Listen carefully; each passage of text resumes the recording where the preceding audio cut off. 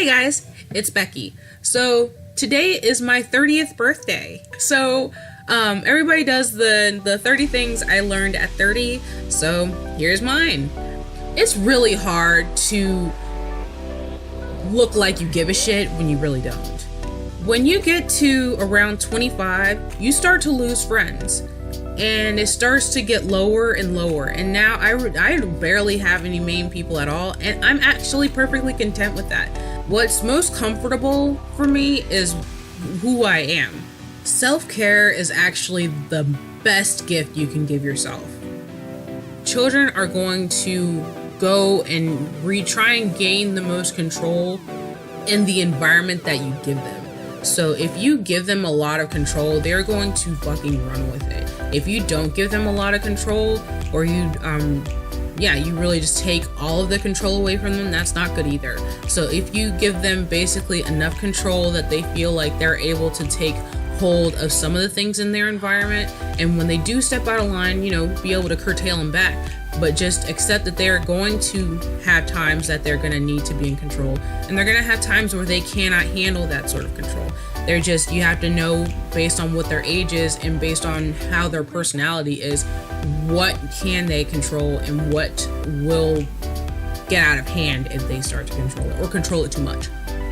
You are only able to allocate so much of your give a fuck per day, per lifetime, actually, like day, week, month, year, lifetime, whatever, decade, all of that. You're only able to give so much. And when you start to stretch yourself too thin, you start to not even be able to give a shit about yourself. Real, true love is ugly. It is ugly. It's fighting over stupid shit. Y'all are in love enough to understand we're being petty because we're not saying what we want to say. So what are we wanting to say? And then we go into a really honest discussion, and then we're able to say what we need to say. That's love. It's knowing that you're going to have those ugly times. You're going to have times where you want to be alone. You don't want to be around them. You're going to have times where you really just want to smother them in the middle of the night.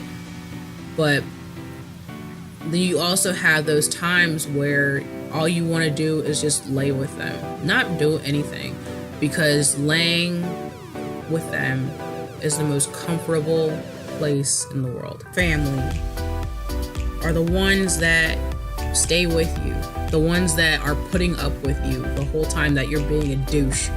I like coffee, but not only does it mess up my MS, I actually prefer tea more because I'm able to feel the healing effect of the herb that's being steeped. A lot of things in life you don't really have to overthink. They just flow. If you really don't understand how things are supposed to work, and you really don't understand, you really want to kind of make sense of things. The best thing that I found, and I use it as a base in my novel, Shaken, Stirred, and on the Rocks. I use this as a base for basically the whole Holy Water series, is the universal laws. Just look at how the universe is supposed to work, and then say, okay, I see that. I see it now. You don't have to overanalyze, but just say, okay, I acknowledge what the universe is trying to show me. The best thing that I can say to do if you really don't think that you are able to make it as an author, or if you're concerned that you're stuck, do a writing challenge. Amber Craft, I'm going to link her page below also. She's one of my critique partners, and she's a wonderful person. She's a single mom, busy as hell. She's a goddamn superhero, I swear to fucking God. She helped me start my first Camp NaNoWriMo this year, and that was last month in April, and I did not win. I'll make a video about Camp NaNoWriMo and my attitude towards it later. I think that helps also to help you stay accountable. If someone that you know professionally is also needing that, go together and be accountable. That's why I really like Camp NaNoWriMo, because it was a group of us, and we were all working towards the same, at least similar goal. What marketable skills are, they're just things that you can use at a job. Like, for example, I have a bachelor's degree. I'm a good cook. I don't mind talking about taboo topics. I actually enjoy talking about them. I actually love researching and watching documentaries on taboo topics, random information. Those are all marketable skills, because there's jobs and things that, go for that. If you're insecure about something, the first thing to do to try and remove the insecurity is to fake it till you make it. And it's silly to say that, and it's like, that's not gonna fucking work. It does. Just trick your brain into seeing that you can actually, do that thing that you think you're insecure about, or that you cannot do. Maya Angelou, God rest her soul, was completely right when she said the words, if someone shows you who they are, believe them. For good or for bad, believe them. You don't need to have anybody around you to feel whole. At least for me, when I was younger, I felt ashamed for being alone, for staying in the house instead of going out and partying with friends. And when I did start partying, it wasn't that big of a deal. It wasn't even that great, and I did some stupid shit because I was partying, and because I thought, now that I'm finally out and socializing with people, I gotta do what I think they're gonna do. And I did some stupid shit. And true, probably they were doing the same stupid shit, but it was still stupid shit at the same time. Stop being so picky. Stop being so picky, and stop thinking that your Prince Charming is supposed to fall under all of these certain categories. Like, he has to be above 6 foot, he has to be under this weight, he has to be this sort of type, he has to have this kind of personality. No. No, they don't. And the one thing that my mother said, though, that does hold true, is that this person, whoever that you decide to be in love with, has to love you more than you love you. If that makes any sense. Not saying that you are not supposed to love yourself, and that you're not supposed to really honor who you are and what you are and all that kind of stuff. But they need to adore you.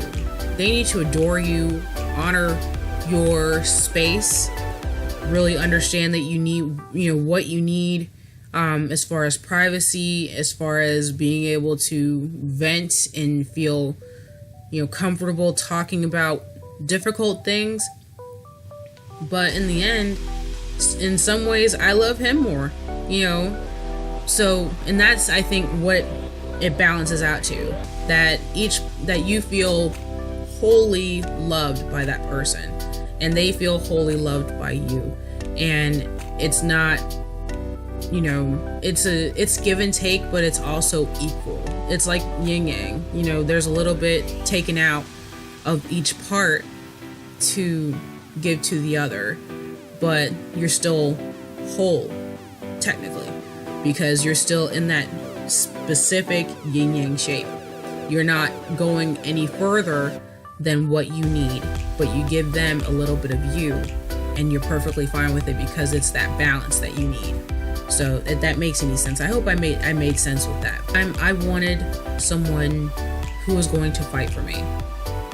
And true, I still do. I still value that and honor that within myself, that I want to have someone that's going to fight for me, because if you don't want to fight for me, why the hell am I there? And really just drop people if they don't fight for me, or if I really just am sick and tired of it, and sick and tired of feeling like I have to fight for myself more than I have to fight for, anything else, and being upset at that. No. You have to be able to fight for you before you can expect anybody else to fight for you. You can't expect anybody else to know what you fight for, and then know why that's important, and say, yeah, I agree, that is really important. If they aren't going to be right beside you in that battalion of your own fight for your own life. If they're not going to be right beside you, ready to fight, not in front of you, not behind you, right next to you. In some ways, Ryan is in front of me sometimes because of my state. I can't do everything. I can't protect myself physically. So of course he's in front of me in that regard, but emotionally he's right next to me. He's right beside me. When he needs to be, he will come in front of me and basically give me a reality check. But that's, again, partners. We have to be able to, check each other. But really, that person needs to be next to you. That person needs to be in that journey with you and see that journey as important as you see your own life. Possession when I was younger was a dictionary. And it still is. I just got this not too long ago, and I have a couple of those writing references. I love reference books or whatever that may seem kind of off or eccentric or, those kind of things, like not normal. Honor it. It's okay. It's whatever rocks your boat, as long as it don't sink. For me, every little bit that you understand just makes everything better. You don't have to do everything perfect, as long as you know exactly what you need, what you think needs to be changed, and then start going for it. There are people that charge for beta reading, and that blew my fucking mind. Like, I wanted to say, how dare you? But at the same time, volunteers can sometimes get paid, and beta readers are volunteers. So if the person chooses to ask you to do them a favor, since they're doing you a favor, if they ask for a favor in return, that's not completely wrong. And especially if you're asking them to do something for free or asking for a favor, as an independent entrepreneur, you're not owed labor unless you are paying them for the labor.